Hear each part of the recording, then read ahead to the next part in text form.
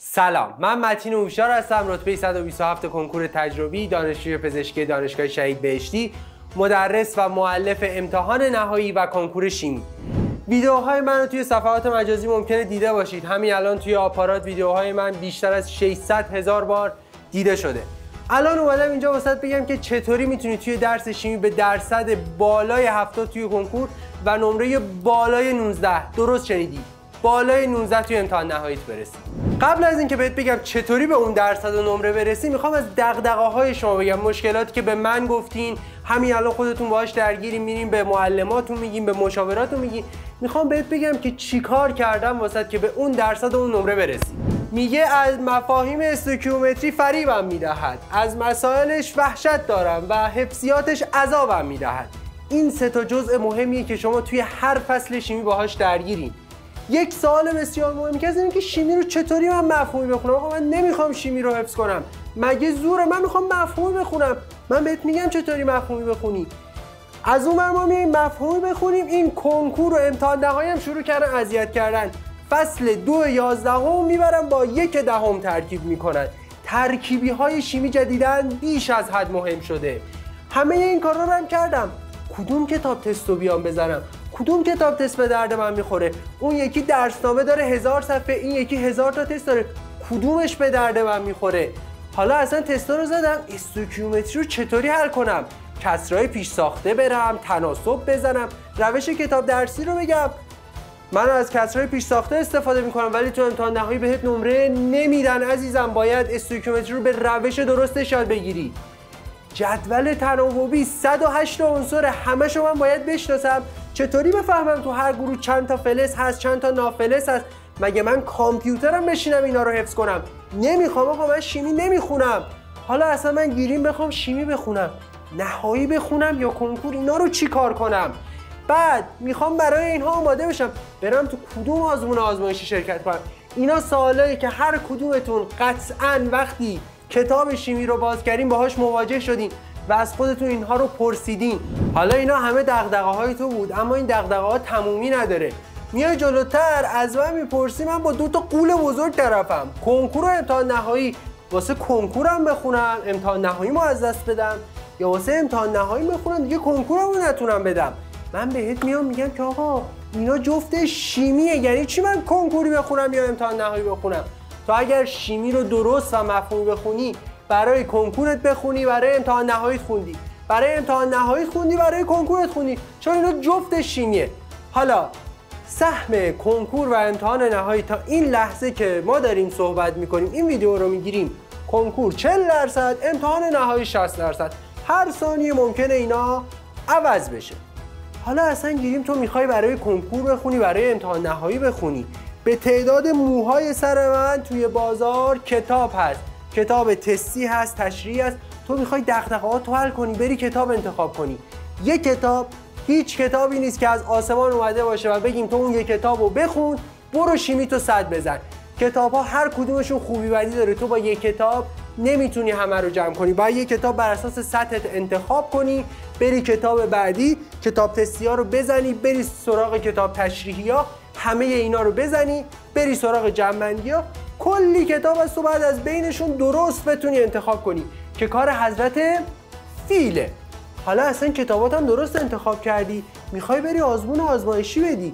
کلی آزمون آزمایشی هست، همشون هم یه ویژگی‌های خوبی دارن. گزینه 2، ماز، قلمچی، هر کدومشون باز یه ویژگی دارن. کدوم اینا رو بدی؟ تو توی هر جمعه چند تا آزمون مگه میتونی بدی؟ پس این هم یک مشکل دیگه است. کلی مشکل داریم، کدوم کتابو بزنم، کدوم آزمون آزمایشی رو بدم. حالا ما قراره چیکار کنیم که این دغدغه‌های تو رو کم کنیم؟ آقا میان از من میپرسن متین تو این همه میگی مفهومی آموزش مفهومی، آموزش چه مفهومی؟ من چطوری بخونم که بیام هم کنکور رو جواب بدم، هم بیام امتحان نهایی رو جواب بدم؟ میام بهت میگم آموزش مفهومی یعنی آموزشی که تو به متن کتاب کامل مسلط باشی، به تمام چیزهایی که توی کتاب اشاره شده مسلط باشی. چون کتاب شما مثلا میاد بازده درصدی و خلوص رو توی 2 تا تست حل میکنه، میگه تمام، در حالی که خود اینا 20% کنکوره. باید فعالیت ها رو بلد باشی. یه فعالیت میذاره در حالی که توی دل اون یک مفهوم بسیار مهمه. تو نباید سرسری از اینها رد شی. و از همه‌شون مهمتر جدول‌ها و شکل‌های کتاب. قبلا توی کنکور با همدیگه دیدیم که میاد از ریزترین شکل‌های کتاب سوال میپرسه، میگیم کدوم کمترین و بیشترین اختلافو داره. حالا امسال سازمان سنجش گفته من امتحان نهایی رو خودم میخوام بیام طرح کنم. یعنی چی؟ یعنی همون طراح کنکوری که شکل‌های کتاب رو دقیق با ذره‌بین میبینه میاد واسه امتحان نهایی طرح میکنه. واسه همین مهمه که توی دید طراحگونه داشته باشی. یعنی کتاب درسی رو که میذاری جلوت ببینی آقا من از این شکل از این نموداره چطوری میتونم سوال بدم. من اگه بخوام یکی رو اذیت کنم چطوری میتونم سوال بدم که طرف اذیت بشه. تو اگه این دید رو پیدا کنی که پیدا میکنی دیگه کسی نمیتونه تو رو اذیت کنه. اذیت‌های طراح کتاب به اینجاها ختم نمیشه. کتاب شما مثلا اومده مبحث ترکیبات یونی رو توی فصل 1 دهم میگه، 2 دهم میگه، 3 دهم میگه، 3 دوازدهم هم میگه. به چیریکی ترین روش ممکن میاد یه مبحث رو پخش میکنه که شما نفهمید. یعنی تمام تلاش کتاب شیمی برای اینه که شما یک مبحث رو درست نفهمید. استویکیومتری توی 5 فصل میگه. کدوم آدم عاقل این کار میکنه؟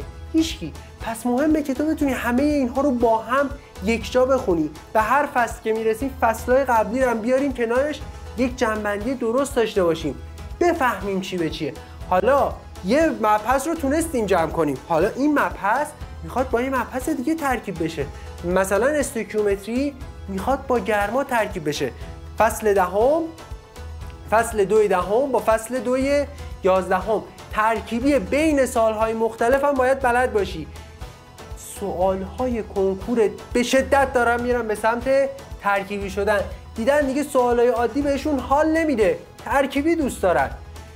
و برای رسیدن به اینها من اومدم واسه یک تدریس انیمیشنی و تصویرسازی شده گذاشتم. حالا این که میگم یعنی چی؟ بچه‌ها شما نباید یادتون بره که آقا شما دارید شیمی میخونید، جذابترین درسی که میتونم بگم توی دبیرستان دارید. من نمیتونم بیام به تو بگم آقا واکنش پذیری پتاسیم از سدیم بیشتر است، تو هم بگی خب باشه. نه، من میخوام تو این جذابیت شیمی از یادت نره. من واسه اومدم آزمایش هایی که توی کتاب درسی هست رو تک تک ویدیوهاشو پیدا کردم که تو ببینی آقا وقتی میگم مثلا سدیم واکنش پذیریش از پتاسیم کمتره یعنی چی. تو یک بار این ویدیوها رو به چشمت ببینی اون وقت دلیلش هم یادت میمونه. میگم آها پتاسیم اندازش گنده تره واسه همین واکنش پذیریش بیشتره. مثلا این سدیمه اوکی منفجر میشه دمش گرم. حالا بریم ما هم پتاسیم رو ببینیم چیکار میکنه. الان مثلا در این آزمایش یه تیکه بزرگ سدیم رو میندازه تو آب، قبلش هم یه تیکه کوچیکش رو میندازه توی یه لیوان آب. این واکنش سدیم با آب رو تو هیچ وقت یادت نمیره. حالا میاد پتاسیم رو میندازه، دودش رو نگاه کن. حالا بریم سراغ پتاسیم. انفجاره رو دیدی؟ اینو مقایسه کن با سدیم. حالا این ویدیو به همینجا ختم نمیشه که از لیتیوم شروع میکنه میره تا فرانسیوم. یعنی گروه 1 جدول تناوبی رو تو دیگه یادت نمیره. پس ویدیو نباید فراموشه. حالا بریم سراغ یه قول بزرگتر، جدول تناوبی. تو قرار نیست بشینی 118 تا عنصر رو حفظ کنی کدوم فلز کدوم شبه فلز کدوم نافلز.